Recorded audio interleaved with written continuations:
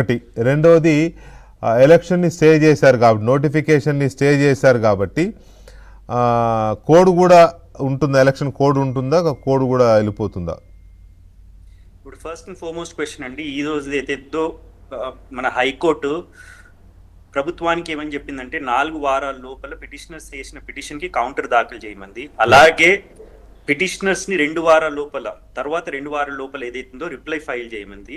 అంతేకాకుండా ఏమందంటే ఏదైతే ఇంప్యూన్డ్ నోటిఫికేషన్ ఉందో GOMS నంబర్ 9 ఉంది, మొత్తం 9-10 పిటిషన్స్ ఫైల్ అయ్యాయండి. అందులో దాదాపు 8-9 పిటిషన్స్ ఫైల్ అయ్యాయండి ఈ యొక్క GOMS నంబర్ 9 మీద, ఈ బీసీ రిజర్వేషన్ మీద. దాదాపు అన్ని పిటిషన్స్ కూడా GOMS నంబర్ 9 ఛాలెంజ్ చేశాయి. ఒకే ఒక పిటిషన్ ఏదైతుందో ఎలక్షన్ నోటిఫికేషన్ అంటారా, ఎలక్షన్ షెడ్యూల్ అంటారా, దాన్ని ఏదైతుందో ఛాలెంజ్ చేశాయి. మరి హైకోర్టు ఈ నిర్ణయానికి ఎందుకు వచ్చిందో మనకు తెలియదు. వేరే రీజన్స్ అంటే కారణాలు ఏంటి అవి తర్వాత మేము చెప్తామని చెప్పి చీఫ్ జస్టిస్ గారు చెప్పారు.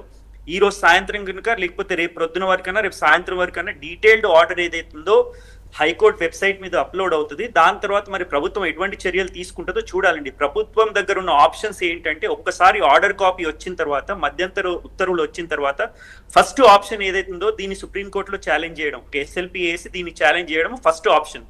లేదంటారా 6 వారాల కోసం వెయిట్ చేసి ఈ కేసు కంప్లీట్ అయ్యేంత వరకు వెయిట్ చేయడం. కానీ దానికి ఏదైతుందో చాలా సమయం పడుతుంది. కాబట్టి నేను అనుకోవడం ఏంటంటే, ఏదైతే ప్రభుత్వం ఏదైతుందో తక్షణమే సుప్రీంకోర్టుకి వెళ్ళి దీన్ని ఛాలెంజ్ చేస్తుందని నేను భావిస్తున్నాను. సో SLP వేసి సుప్రీంకోర్టుకి వెళ్ళినా కూడా వెంటనే అడ్మిట్ అయ్యి హీరింగ్కి వస్తుందనే హోప్ ఉంటుందా? ఇప్పుడు ఈ మ్యాటర్ లో అర్జెన్సీ ఉంది కాబట్టి ఆల్రెడీ GOMS నంబర్ 9 వచ్చింది, 42% రిజర్వేషన్లు ఇచ్చారు. దాని తర్వాత ఎలక్షన్ షెడ్యూల్ ప్రకటించారు. ఎలక్షన్ షెడ్యూల్ ప్రకటించిన తర్వాత ఎలక్షన్ నోటిఫికేషన్ వచ్చింది. నోటిఫికేషన్ వచ్చిన తర్వాత ఈ రోజు దాదాపు చాలా మంది ఏదైతుందో ఫస్ట్ ఫేజ్ లో ఎక్కడైతే ఎన్నికలు జరుగుతున్నాయో అక్కడ ఏదైతే ఏమంటారు నామినేషన్లు వేసారు. కాబట్టి ఇందులో డెఫినెట్ గా అర్జెన్సీ ఉందని సుప్రీంకోర్టు తక్షణమే టేకప్ చేస్తుంది. Because this is the case of urgent nature. Election కి సంబంధించిన కేసు, రిజర్వేషన్ కి సంబంధించిన కేసు, ఎలక్షన్ ప్రక్రియ మొదలైంది. కాబట్టి సుప్రీంకోర్టు ఇన్ కేస్ మనం సపోజ్ రాష్ట్ర ప్రభుత్వము SLP వేసినట్టయితే సుప్రీంకోర్టు తప్పకుండా దీన్ని అర్జెంట్ బేసిస్ గా హియరింగ్ చేస్తుంది. కానీ మరి దీనిపైన మధ్యంతర ఉత్తర్వులు ఇస్తుందా, ప్రభుత్వానికి పక్షాన్ని ఇస్తుందా, ఇవ్వదా అనేది మనం ఇప్పుడు గెస్ చేయలేమండి. కాకపోతే అర్జెంట్ హియరింగ్ మాత్రం తప్పకుండా అవుతుంది. ఇప్పుడు నిన్న కొమిరెడ్డి గారు, నిన్నటి మూడ్ ఆఫ్ ది కోర్ట్ నిన్న చూస్తే ఈ బీసీల ఆశలకు ఆకాంక్షలకు మంచి జరుగుతుందేమో అనిపించింది నిన్నటి మూడ్ చూస్తే. బట్ ఆల్ సడన్ ఇవాళ ఇలా జరిగింది కదా, ఏంటనుకుంటున్నారు ప్రధానమైన రీజన్? అండి, you can never read the mood of the court. మనం కోర్టు మూడ్ ని ఎప్పుడు కూడా చదవలేమండి. కోర్టు స్ట్రిక్ట్ గా న్యాయపరంగా చట్టపరంగా వెళ్తుంది. ఎస్, ఇది కాన్స్టిట్యూషనల్ కోర్టు, ఇది కోర్ట్ ఆఫ్ ఎక్విటీ కూడా, ఈ కోర్టు సోషల్ జస్టిస్ కూడా చేయాలనుకుంటుంది. కానీ మనం ఏదైతే గమనించాల్సిన విషయం ఏంటంటే, కోర్టులు ఎప్పుడు కూడా న్యాయపరంగా చట్టపరంగా ఏదైతుందో తీర్పులు ఇస్తారండి. నేను కూడా బీసీల పక్షాన 42 రిజర్వేషన్ వేయాలని చెప్పేసి ఇంప్లీట్ పిటిషన్ వేశాను. కానీ ఏదైతే మన హైకోర్టు ఒక కేసుని హైకోర్టు విచారిస్తుందో అది సుప్రీంకోర్టు యొక్క గైడ్ లైన్స్ కి, సుప్రీంకోర్టు యొక్క జడ్జిమెంట్స్ కి కట్టుబడి ఉంటుంది. హైకోర్టుకి ఎంత న్యాయం చేయాలన్నప్పటికీ కూడా, సోషల్ జస్టిస్ చేయాలన్నప్పటికీ కూడా సుప్రీంకోర్టు యొక్క ఉత్తర్వులను ఉల్లంఘించి తీర్పు ఇవ్వడానికి లేదు.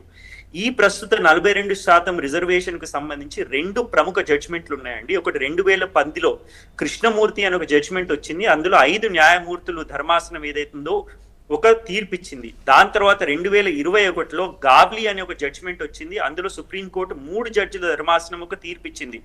ఎప్పుడైతే సుప్రీంకోర్టు 5 జడ్జిల ధర్మాసనం ఒక తీర్పు ఇచ్చి, దాని తర్వాత సుప్రీంకోర్టు మళ్ళీ 3 జడ్జిల ధర్మాసనం ఒక తీర్పు ఇచ్చిన తర్వాత సహజంగా రాజ్యాంగబద్ధంగా ఏదైతుందో హైకోర్టు కూడా ఆ ఉత్తర్వులకు ఏదైతుందో లోబడి ఉంటుంది. ఆ రెండు జడ్జిమెంట్స్ లో సుప్రీంకోర్టు స్పష్టంగా ఏమందంటే, మీరు లోకల్ బాడీస్ లో రిజర్వేషన్ కల్పించాలనుకుంటే దానికి 3 ప్రిన్సిపల్ సెట్ చేసింది. ఫస్ట్ ప్రిన్సిపల్ ఏంటంటే, మీరు ఒక కమిషన్ ఏర్పాటు చేసి ఒక దర్యాప్తు చేయండి, ఒక సర్వే చేయండి. ఆ సర్వే, ఆ దర్యాప్తు, ఆ కమిషన్ ఏదైతుందో మన రాష్ట్ర ప్రభుత్వం చేసిన తర్వాత ఆ కమిషన్ ఒక నివేదిక అందించింది. ఆ నివేదికలో ఏమందంటే, బీసీలు ఈ రాష్ట్రంలో 56 నుంచి 57% ఉన్నారు కాబట్టి వాళ్ళకు 42% రిజర్వేషన్లు కల్పించాలని చెప్పి ఆ యొక్క నివేదిక ఇచ్చింది కమిషన్.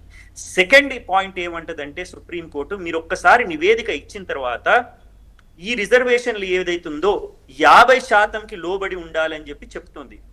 మూడో సూత్రం ఏంటంటే, మూడో ప్రిన్సిపల్ ఏంటంటే, ఎట్టి పరిస్థితుల్లోనూ బీసీ వాళ్ళకు ఎట్టి పరిస్థితుల్లోనూ లోకల్ బాడీస్లలో బీసీ ఎస్సీ ఎస్టీల యొక్క జనాభా ఎంత ఉన్నప్పటికీ కూడా మీరు 50% లోబడే ఈ యొక్క రిజర్వేషన్స్ కల్పించాలని చెప్పేసి 2021లో ఒక జడ్జ్మెంట్ ఇచ్చింది. దాని తర్వాత ముందు 2010లో ఒక జడ్జ్మెంట్ ఇచ్చింది.